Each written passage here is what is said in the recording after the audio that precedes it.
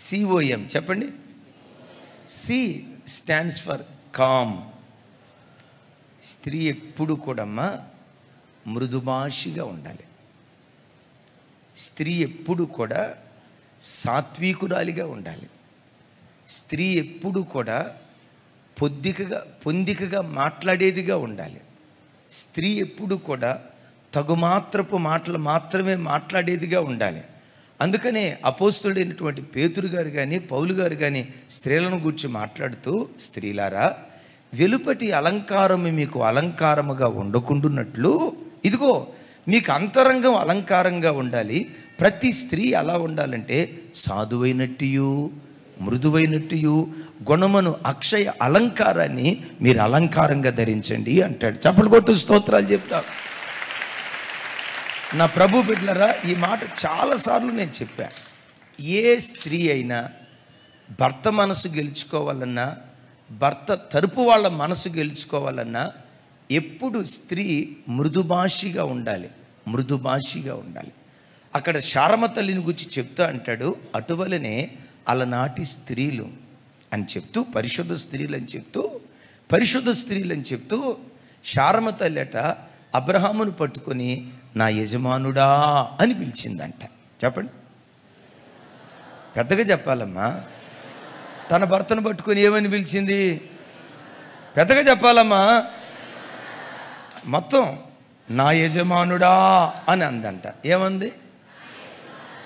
ఈ సంగతి ఇట్లా పిలిచిందన్న సంగతి ఎంతమందికి తెలుసు? ఒకసారి చేతులు ఎత్తండి. మెర్లినక్క తెలుసా తెలీదా మీకు ఈ మాట? తెలిసిన వాళ్ళు అందరూ చెయ్యెత్తండి. మీరు ఆగండి అయ్యా, మీకు ఒకటే తొందర. చేతులు ఎత్తండి. ఎంతమందికి తెలుసు ఈ మాట? మిమ్మల్ని అడిగే మాట ఏంటంటే అందరికీ తెలుసు కదా. ఎప్పుడైనా మీ సార్ను పట్టుకొని, అంటే మీ ఆయన్ని పట్టుకొని యజమానుడా అని పిలిచారా? కొంతమంది ఎట్టా చూస్తున్నారో తెలుసు. ఇక పిలవక ఆయన్నే పిలవాలా? పిచ్చి మొఖం, ఆయన్ని పిలవకపోతే ఎవరిని పిలుస్తావు? నీ యజమానుడు. మన పిలుపు అట్టుంటుంది. హైదరాబాద్ వాళ్ళకి అసలు కెట్టదు అది. హైదరాబాద్ వాళ్ళకి అసలు కెట్టదు. హాయ్ నోవా,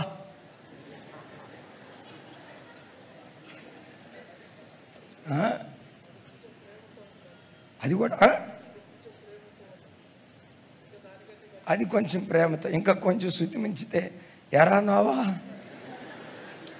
అమ్మ భర్తను పట్టుకొని ఎరా అన్నావేంటి? మేము ఫ్రెండ్స్ అండి. ప్రారంభంలో బాగానే ఉంటుంది నోవా, శృతి అట్లా పిలవదులే. నిన్ను పిలిస్తే నువ్వు ఊరుకో, నువ్వు మామూలుడు ఏం కాదుగా. మా ఊడు అసలే ఏమంటారు, హెచ్ఆర్ఏ కదా.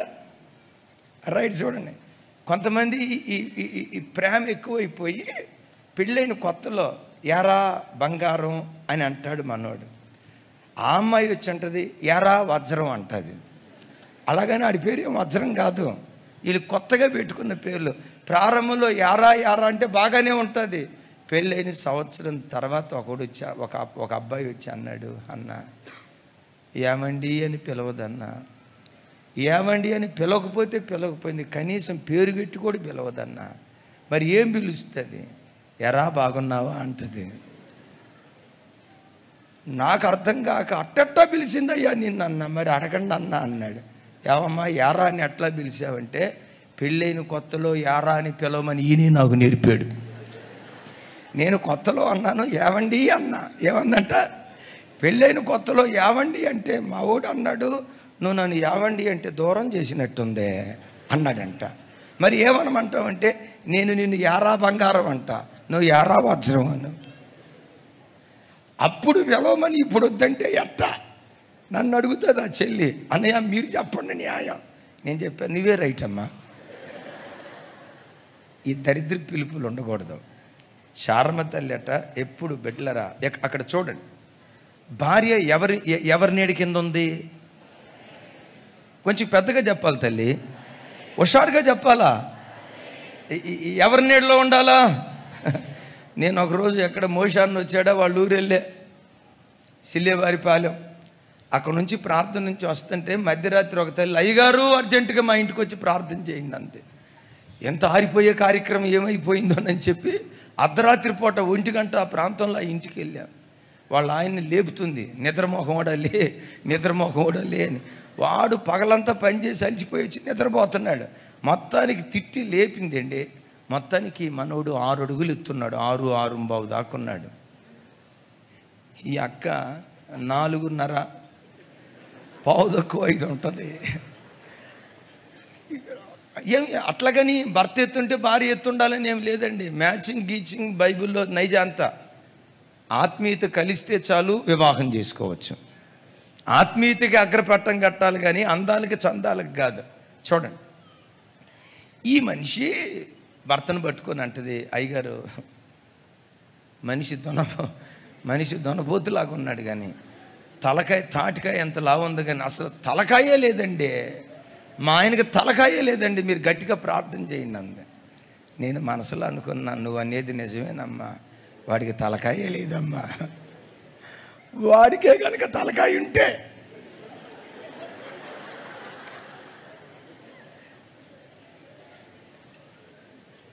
చెప్తా, నువ్వు శిరస్సులాగే ఉండాలి, చేతగానోడిలాగా ఉండకూడదు.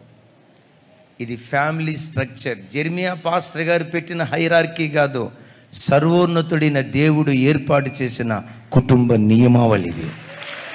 అలా బ్రతుకు. సింపుల్గా ఒకటే మాట చెప్తాను, భూమి మీదే పరలోకం చూడటానికి దేవుడు కృప చూపిస్తాడు. హల్లెలూయా. స్త్రీలారా, హైదరాబాదులో స్త్రీ కూడా ఉద్యోగం చేయటాన్ని బట్టి, ఇదిగో నీకు నేను లోబడేదేం లేదు, నీకు ₹1,00,000 జీతం, నాకు ₹1,50,000, నువ్వే నాకు లోబడాలా. జీతం ఎక్కువ, నువ్వు చదువుకుంది డిగ్రీ, నేను పీజీ. నువ్వు చదువుకుంది పీజీ, చదువు అమ్మా, వద్దని దేవుడు. పిహెచ్డి చదివి వాడిని పిచ్చోడు చేయక, అది ఒకటి నేను చెప్పేది. స్త్రీ ఎప్పుడు కూడా నా వైపు చూడండి,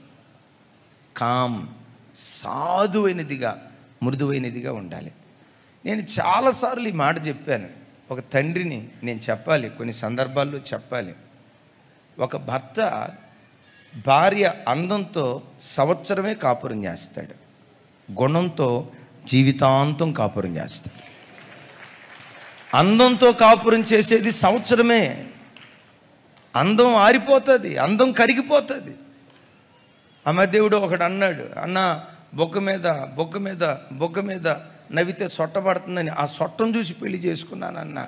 మరి ఏమైందిరా, ఇప్పుడు సొట్ట పోయి పొట్టొచ్చిందన్న అన్నాడు. అంతే. అప్పుడు నేను అన్నా, ఒరే పిచ్చోడా, రైట్ నా వైపు చూడండి, ఒరే పిచ్చోడా చెప్తాగో, ఒరే పిచ్చోడా, ఈ అందం చూసి పెళ్లి చేసుకున్నావా, నేను చెప్పా. సొట్ట శాశ్వతం కాదు, పొట్టే శాశ్వతం.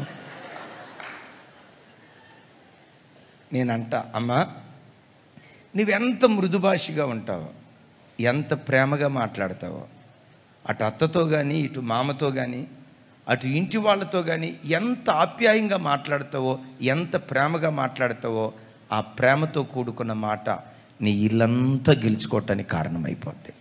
చప్పట్లు కొడుతూ స్తోత్రాలు చెప్దాం. నేను ఎందుకు ఈ మాట చెప్తున్నానంటే, అలాగని మీరు ఎవరు నా వైపు కోపంగా చూడొద్దు. అన్నయ్య మీరు మా గురించి ఎందుకు చెప్తున్నారు, వాళ్ళ గురించి ఎందుకు చెప్పారు, తర్వాత దానిదే పాయింట్. ఇప్పుడు మీరు ముఖం మార్చండి, వాళ్ళు నవ్వుతారు, సరేనా? ఆ తర్వాత వాళ్ళకి ఫ్రై ఉంటుంది, అప్పుడు మీరు నవ్వండి. అట్లాగని ఇప్పుడు ముఖం మార్చొద్దు. ఆ తప్పు నీలో ఉంటే దిద్దుకోవటానికి ప్రయత్నం చేయి. ఇదేదో సంబరంగా కూడుకోవటానికి మనం ఇక్కడికి రాలేదు. వాక్యం విని ఆత్మలో బలపడటానికి, బ్రతుకును దిద్దుకోవటానికి మనం ఇక్కడికి వచ్చాం. నేనంట, ప్రభు పెట్టారా, ఒక స్త్రీ నోరు పెద్దదైతే, గయ్యాలిదైతే, భర్తకి ఆ భార్యను చూస్తే కంపరం పుడుతుంది. తేళ్ళు జరులు ఒంటి మీద తేరాడితే మనిషికి ఎట్లుంటుందో అసలు. ఇంటికి వస్తే వాడు రొసరొసం అంటూ ఉంటాడు. ఏమిరా రొసరొస, ఆ మిర్చి బండి దగ్గరే బాగుందండి, ఆ డ్యూటీ దగ్గరే బాగుందండి. కొంతమంది అండి జలగలో, కొంతమంది ఆడోళ్ళు, నేను అందరూ అంటలేదు, కొంతమంది ఆడోళ్ళు జలగలో బబ్బులుగా ఇక పట్టుకున్నారా సాగదీయాల్సిందే. ఇప్పుడు స్టార్ట్ అయిందంటే గమనించండి.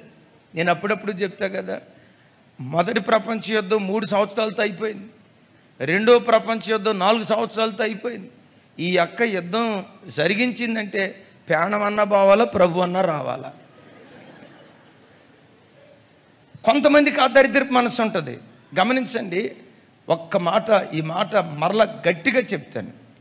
ఒక భర్త భార్య అందంతో సంవత్సరమే కాపురం చేస్తాడు, గుణం ఉంటే జీవితాంతం హత్తుకొని కాపురం చేస్తాడు. గయ్యాలి భార్యతో, నోటి దురుసుతనం కలిగిన భార్యతో, సాధించే శాడిటిజం కలిగిన భార్యతో ఏ భర్త సంతోషంగా కాపురం చేయలేడు. ఒకవేళ కాపురం చేసినా గమనించండి, అమెరికా అయితే ఈ పాటికి 150 సార్లు, ఒకవేళ అది అమెరికా అయితే 150 సార్లు మా వాడు ఎడాకులు ఇచ్చేవాడు. కానీ ఎందుకు కాపురం చేస్తున్నాడో తెలుసా? సమాజానికి సమాధానం చెప్పుకోవాలని అవమానం బయట వేసుకోలేక కృంగిపోతూ ఉంటాడు. ఎందుకు ఎందుకు ఎందుకు భార్య ఒకవేళ గయ్యాలిదిగా ఉంటే, చిన్న కూర్చో, భార్య ఒకవేళ గయ్యాలిగా ఉంటే ఏంటి పరిస్థితి? దీన్ని బైబిల్లో ఎవరిని అడిగితే బాగా చెప్తాడంటే మహాశయుడు మొత్తానికి ఆ స్కూల్లో ఆల్రెడీ జాయిన్ అయినట్టున్నారులే. ఎవరో చెప్పంటారా? The great సొలొమన్. నాకు ఆయన అన్న మాటల్లో ఒక మాట భలే విచిత్రం అనిపించి నేను ప్రార్థనలో మోకరించి డైరెక్ట్గా ఇక దేవుడిని అడగల, సొలొమన్ని అడిగా. దేని గురించి అడిగానో తెలుసా? గయ్యాలితో కాపురం ఉండట కంటే అరణ్యం, మిద్ది కాదు మిద్ది దాటాడు, ఇంకా నువ్వు మిద్ది చుట్టూతో తిరిగితే అట్ట. గయ్యాలితో కాపురం ఉండట కంటే అరణ్యంలో నివసించటం మేలు అన్నాడు. ఎక్కడ? అడవిలో ఎవరు ఉంటారు చెప్పండి? సింహాలు, పులులు, క్రూర మృగాలు, ఎలుగుబంట్లు, శరత పులులు, సీత, ఇవన్నీ ఉంటాయి కదా. ఇవి క్రూర జంతువులా కాదా? అరణ్యంలో ఉండేది క్రూర జంతువులు కదా, అవునా కాదా? మరి ఇంట్లో ఉంది ఎవరు? ఏమంటాడు? గయ్యాలి భార్యతో కాపురం ఉండటం కంటే ఆ పులులతో సింహాలతో బ్రతకటమే రైట్ రా అన్నాడు. నాకు అర్థం కాక, ఏమయ్యా సొలొమన్ గారా, నువ్వు రాసిన మాటలన్నీ బాగున్నాయి కానీ ఈ మాట నాకు నచ్చలేదయ్యా. నువ్వు రాసినవన్నీ మహాజ్ఞానంతో రాసావు, నో డౌట్ నువ్వు మహాజ్ఞానవంతుడి. ఈ మాట కాడ మాత్రం కాస్త బ్యాలెన్స్ తప్పినట్టుంది, నువ్వు కాస్త జ్ఞానాన్ని కోల్పోయినట్టున్నవే అని నేను అడిగా. ఆ సొలొమన్ నన్ను అడిగారు, ఎంత డౌట్ ఎందుకు వచ్చింది నీకని. ఏం లేదయ్యా, గయ్యాలి భార్య ఏదన్నా మాట ఒక మాట అంటది అంతే కదా. అరణ్యంలో క్రూర మృగాలు ఉంటాయి, సంపుకు తింటాయి కదా. గయ్యాలి భార్య కంటే క్రూర జంతువులే భయంకరమైనవి కదా అంటే సొలొమన్ నా వైపు చూసి పకాపక నవ్వి, మరి అబ్బాయి నీకు ఎంతవరకే అర్థమైంది? దీని వెనుక పెద్ద మర్మం చెప్తాను. సింహం నోట్లో పడితే, క్రూర మృగం నోటితో పడితే ఒక దెబ్బతో పంజాతో విసిరి గొంతు పట్టుకొని నిమిషంలో చంపేస్తుంది, చచ్చిపోతాం, బాధే తెలియదు. గయ్యాలి భార్య సంపదో, బ్రతుకు కాలమంతా చికెన్ రోస్ట్, ఫిష్ రోస్ట్, ఇటు కాలితే ఇటు.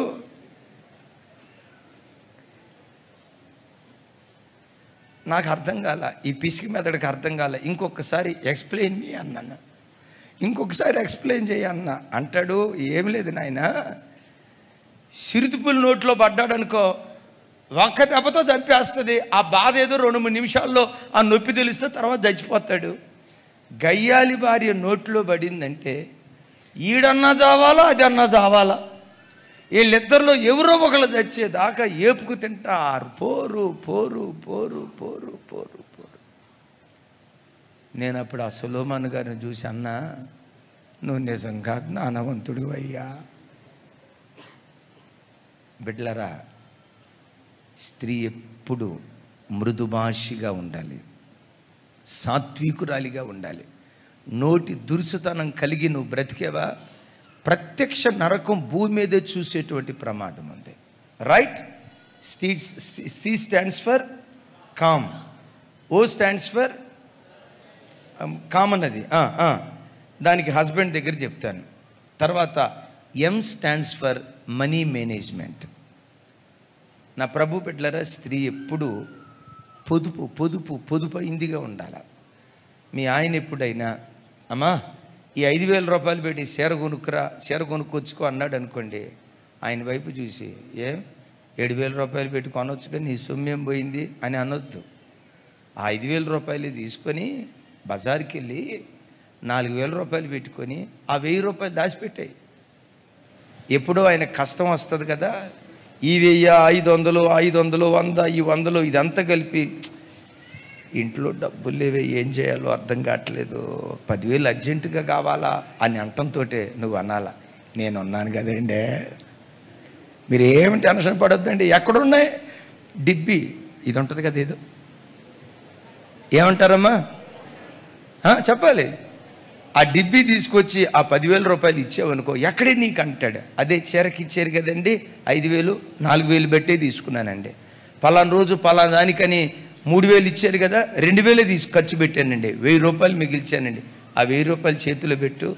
ఏమంటాడు తెలుసా, దేవతలు ఎక్కడో ఉన్నారు అనుకున్నా కానీ నా ఇంటిలోనే దేవత నడియాడుచూ ఉన్నది.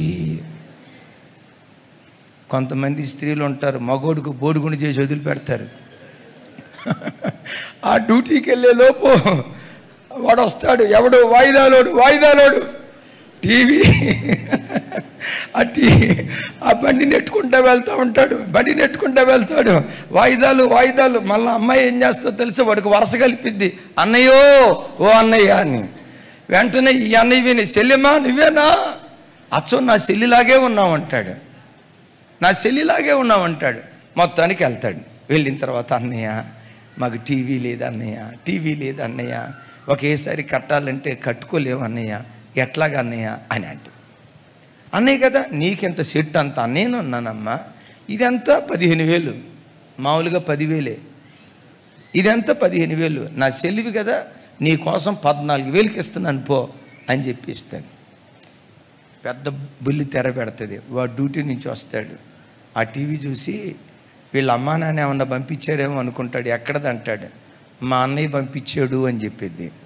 ఆ మాట వినటంతో ఈడు అనుకుంటాడు, అబ్బా మా బావమరిదికి ఎంత మంచి మనసు వచ్చిందా, సూపరు, అబ్బా 10,000 రూపాయలు పెట్టి టీవీ కొని పెట్టాడంట అని ప్రైజ్ కార్డ్ అనే లోపు వచ్చి అంటది, అన్నయ్య అంటే ఆ అన్నయ్య కాదు, ఏ అన్నయ్య, అట్లాంటి వాయిదాలు అన్నయ్యకి అలవాటు పడిన వాళ్ళు ఎవరైనా ఉంటే తల్లి, ఫినాన్స్ మేనేజ్మెంట్, స్త్రీ ఎప్పుడూ కూడా ఒక బ్యాంకు లాగా దేవుని దగ్గర భర్త దగ్గర పనిచేయాలి. స్త్రీ ఎంత పొదుపుగా ఉంటుందో ఆ ఇల్లు అంత అద్భుతంగా కట్టబడింది. చప్పలు కొడుతూ స్తోత్రాలు చెప్దాం.